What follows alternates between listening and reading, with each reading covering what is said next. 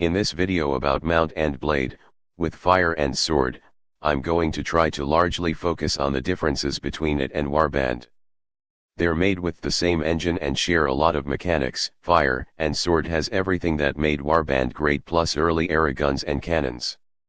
When I first got the Mount and Blade full collection, I put off playing it for a while, because I was worried the guns would be too overpowered, but they're pretty nicely balanced. You can be mid to late game and be a super high level with tons of health and armor and get murdered by a couple stray bullets, but it's not something that's going to happen a lot, especially if you play smart. I think this game requires much more strategy than Warband. In Warband, by the time I've level 40 or so, I can wade into a battle and kill 20 to 50 people on my own, and it's much harder to do that in this one because of how much damage guns can do. You also tend to have more casualties during battle and numbers tend to matter more. They're slow to reload and aren't as accurate as arrows, but when they hit harder than anything else in the game. A nice group of riflemen in the right formation can decimate an enemy line. Shields are less effective at blocking bullets, most will just reduce the damage taken. It's like they took all the good parts about Warband and added to it.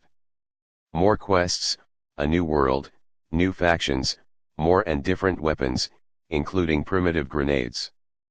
Beyond all that, the various factions have their own storylines which I did not need, but kind of love. Playing as the Polish will have some different quests from the Swedish which are different from the Russians which is different from the Crimeans. The addition of the story elements adds some believability to the various relations between the factions because you learn why they like the factions they like and hate the factions they hate. There are more ways to make a name for yourself and pass the time in this game outside of combat if you want to just live in this game and watch the in-game years roll by and watch time pass. Like Warband, Fire and Sword's world lets you build up castles or towns you've conquered, but a nice improvement over Warband is that every castle functions similarly to how just towns work in Warband. Every castle can be stopped at to buy or sell resources and loot. You can establish a business in every castle, and recruit soldiers from the tavern. It makes each new place you conquer more worth defending.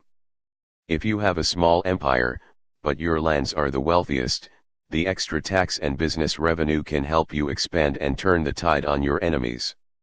Or you can still just be a mercenary band and protect caravans or shake down debtors for a chunk of the debt's worth. Something I neglected to mention in my Warband video is also in this game and expanded upon further. I'm talking about skill books you can read or just keep in your inventory to give you or your characters extra skill points or attribute points. If they need to be read, they take a fairly time to read, and are quite expensive compared to most items in the game, but the permanent boosts could potentially be game-changing. Extra healing or chance to have a soldier fall unconscious instead of dying is always a good thing. When it comes to siege warfare, you can now plant explosives on town and castle walls to blow a massive hole in them through which to pour your army. The ladders are also improved, or much worse depending on whether you're the attackers or defenders. More ladders means more troops can attack different spots at once.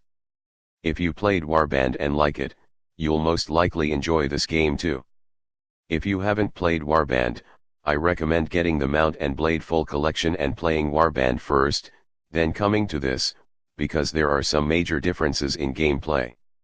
I assure you the addition of guns and bombs adds much more depth and strategy to this game than Warband had to it. That's not to say Warband was bad or too easy, just that guns make it easier to kill than swords. Which we all already knew anyway. The armor-piercing capabilities of bullets and the blast radius of bombs create a lot more casualties on both sides. More casualties makes it more difficult to sweep across the land, taking and holding territory for your faction without too much worry about the enemy being able to retake it. It's more difficult to hold off armies significantly larger than your own while out in the open. A stray bullet is more likely to knock you out of the fight than a stray arrow, which might just bounce off your helmet. If you don't want to deal with a campaign at all, ruling over lands, building an army, or any of that empire management nonsense and you just want to battle as much as possible, both Warband and this game have a custom battle mode. You can pick a unit type, an army, different maps, and battle modes. It's a nice way to experiment with how different troops fare against each other and how the armies are balanced. It's also a good way to find your limit in what you can handle. And with this loss, I'm going to end this video.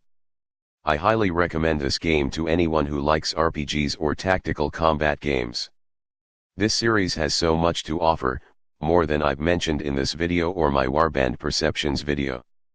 If you have any questions or comments, please leave them in the section below. And stay safe till next time. Error. Arrow. Error. File.